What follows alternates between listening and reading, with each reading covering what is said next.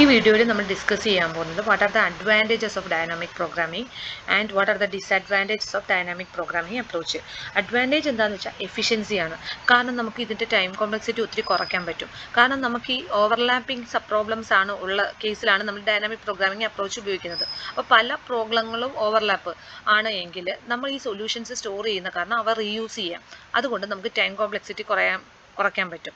രണ്ട്, നമുക്ക് ഇതിനകത്ത് കിട്ടുന്ന എല്ലാ സൊല്യൂഷൻസും ഓപ്റ്റിമൽ സൊല്യൂഷനാണ്. കാരണം നമ്മൾ സബ് പ്രോബ്ലം ഓപ്റ്റിമലായിട്ടാണ് സോൾവ് ചെയ്യുന്നത്. ഈ സബ് പ്രോബ്ലങ്ങളുടെ സൊല്യൂഷൻസ് ആണ് ഒറിജിനൽ പ്രോബ്ലത്തിൻ്റെ സൊല്യൂഷൻ. സോ അതുകൊണ്ട് നമുക്ക് പറയാം ഇതൊരു ഓപ്റ്റിമൽ സൊല്യൂഷൻ നമുക്ക് തരുമെന്ന്. വേഴ്സറ്റിലിറ്റി എന്ന് പറഞ്ഞു കഴിഞ്ഞാൽ നമുക്ക് പല ഡിഫറെൻറ്റ് ഡൊമൈൻസിലും ഈ ഡൈനാമിക് പ്രോഗ്രാമിംഗ് എന്ന് പറഞ്ഞ ടെക്നിക്ക് അവിടെയുള്ള പ്രശ്നങ്ങളെ സോൾവ് ചെയ്യാൻ നമുക്ക് അപ്ലൈ ചെയ്യാം. These are the advantages of dynamic programming approach. What are the disadvantages of dynamic programming approach?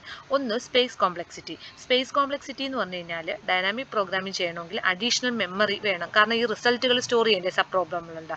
അപ്പോൾ അതുകൊണ്ട് കൂടുതൽ സ്പേസ് വേണ്ടി വരും. അതാണ് ഒരു പ്രശ്നം.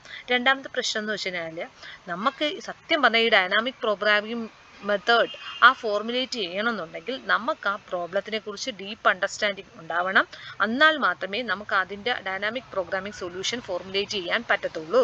അടുത്തത് ഈ ടേബിൾ മാനേജ്മെൻറ്റ്. നമ്മൾ മെമ്മറൈസേഷനും ടേബിൾ മെത്തേഡ് ഉപയോഗിച്ചിട്ട് നമ്മൾ റിസൾട്ടുകളെ കീപ്പ് ചെയ്യുമെന്ന് പറഞ്ഞില്ലേ.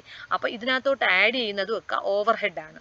അപ്പോൾ ഇത്രയുമാണ് ഈ ഡൈനാമിക് പ്രോഗ്രാമിംഗ് അപ്രോച്ചിൻ്റെ എന്തെന്ന് പറയുന്നത് ഡിസഡ്വാൻറ്റേജസ്. Thank you.